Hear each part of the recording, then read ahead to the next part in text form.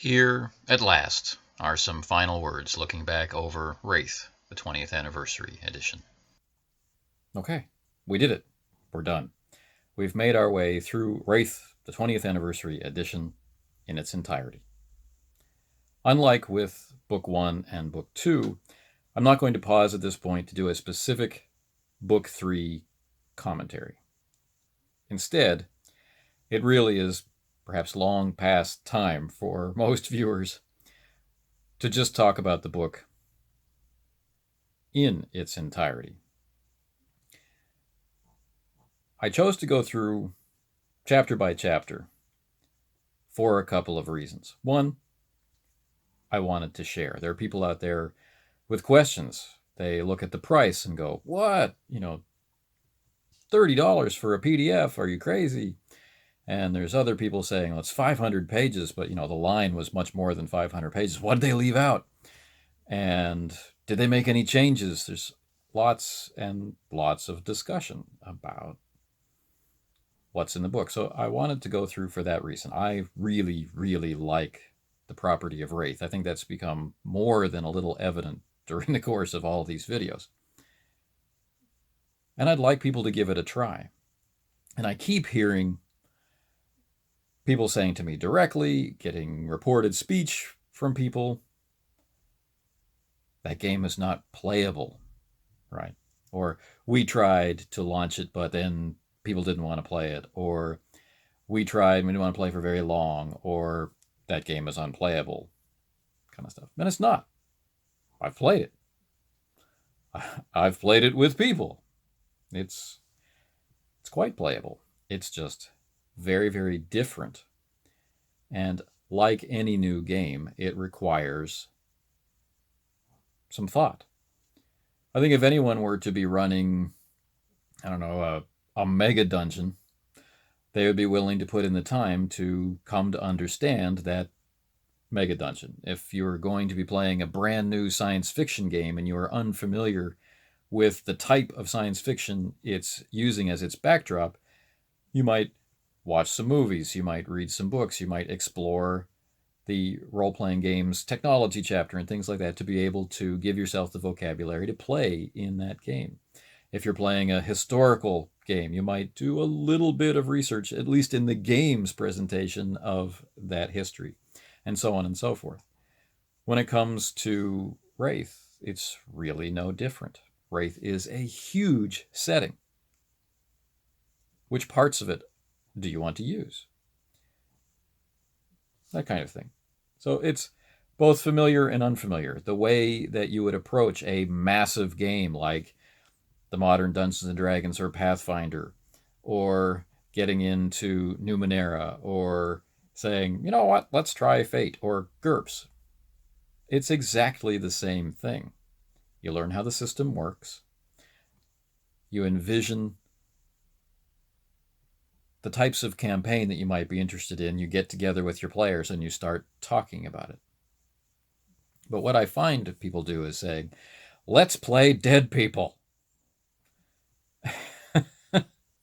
Or worse, they do the, let's try playing mortals in World of Darkness. As if no one can really see this is where you're headed. You're either going to be embraced, discover that you're a lupine, get picked up by the traditions or the technocracy, die, and some people even attempt this with Changeling. So that can be upsetting for more than a few people to discover that the game that you agreed to play is not the game that you are actually going to be playing. Wraith deserves better than that, right? There's an awful lot that you can do. But what? Right? I've been saying through all of these videos, but what? We'll get to that toward the end of this video. What do I think of the game as a whole? I've certainly levied a lot of complaints. When you go through each video chapter by chapter, it's kind of like, hey, this is really cool, but, oh, and this was really well done, and this is really well organized, but, right? That's how I feel about it, in my memory looking back. But what was I praising. What am I praising? Of course, is the original idea. I'm praising the opportunities that it gives you, which we'll discuss. I'm praising the challenges that it gives people as role players and as game masters. I think Wraith is an extraordinary property which needs to be well taken care of, both by the people who publish it and by the people who play it. And frankly, the people who play it in that equation are far more important than the people who publish it. They are responsible for transmitting ideas which will spark our own creativity. And it's our own creativity in which the game actually lives or dies. Does it find time at the table? Right? What kind of chronicles grow from it? What kind of skills does it teach us that are transferable to other games? This is the living legacy of Wraith and other games. This is the thing that we do. We keep games going. We teach games to other people. We inspire the next generation to play. We encourage people to try new games. So, what is there in Wraith that I loved? I loved all of those ideas. I love the setting, the character options, the cool powers even, the politics, the betrayal, calcification of ideas, the possibility for rebellion, the enemy within and the enemies without, the cooperation and collaboration, the bravery to put emotion on the table, the ability to look at the things that we cling to as people and turn this into a whole variety of different stories, things that could be action adventure, things that could be intrigue and mystery, things that could be simple revenge stories, or not just physical revenge, but emotional revenge. We can play mysteries from the other side. Imagine investigating your own death. Imagine never wanting what befell you to befall someone else and taking pains to make sure that happens, not as a living person trying to repay some kind of karmic debt, but rather someone who has lost everything, including life. There are so many things that can be done. And that's just in the Shadowlands, peering across at the Skinlands. But when we get into the actual underworld, when we get into the Dark Kingdoms, when we get into Stygia, when we get into the Dark Kingdom of Jade, and the Bush of Ghosts, and the Mirrorlands, and so on and so forth, when we get into all of this stuff, then we have even more exploration, right? The stuff that myth is wrought from. Exploration in a never-ending storm of the forgotten, the lost, the dead. Seeking the far shores. Right? What kind of magical, fantastical adventure is this?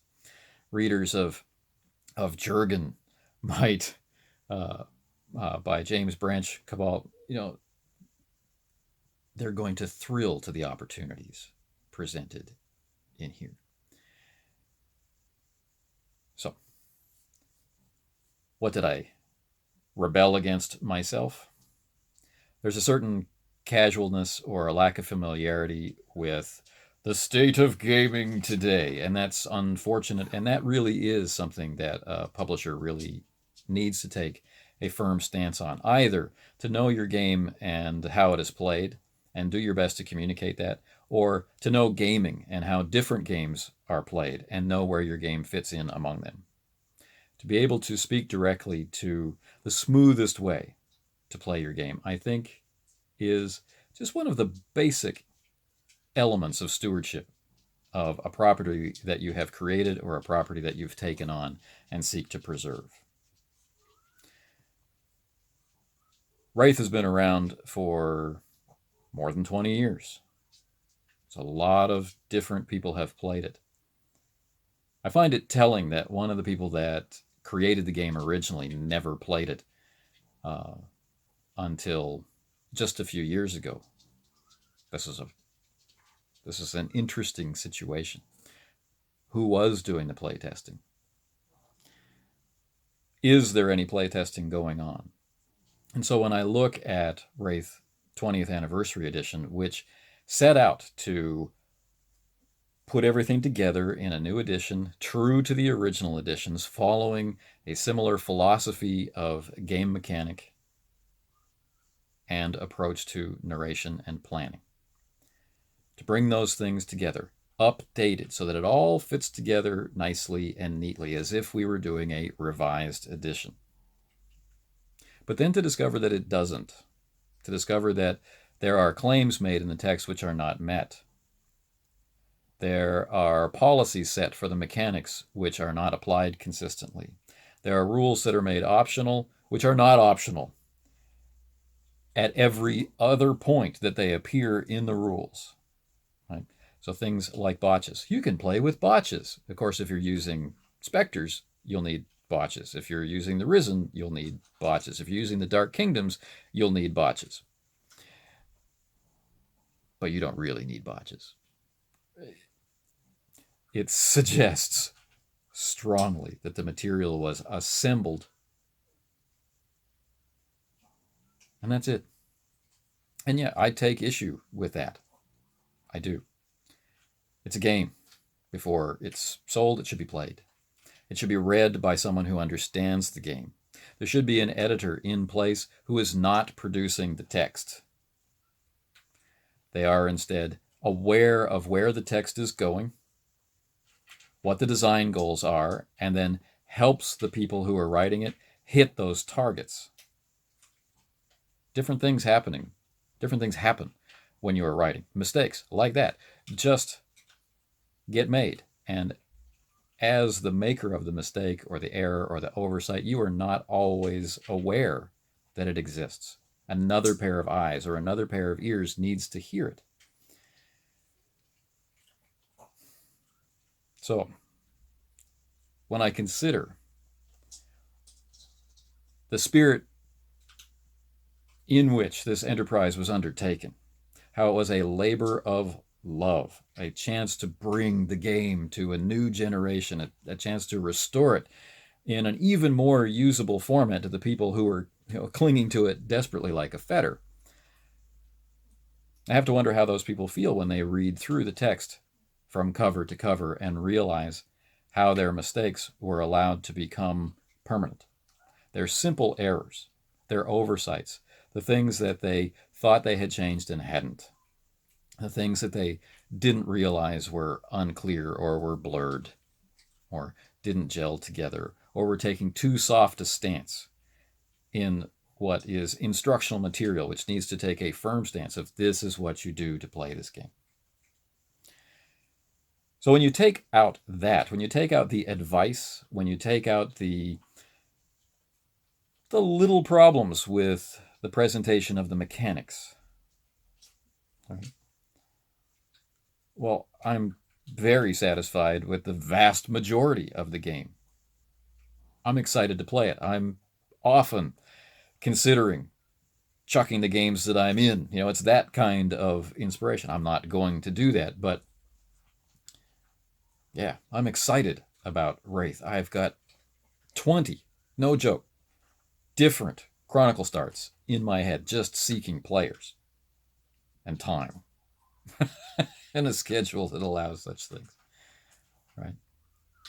There's enough gaming in this book to keep me going playing Wraith probably for the rest of my life, even if I live a relatively average length life.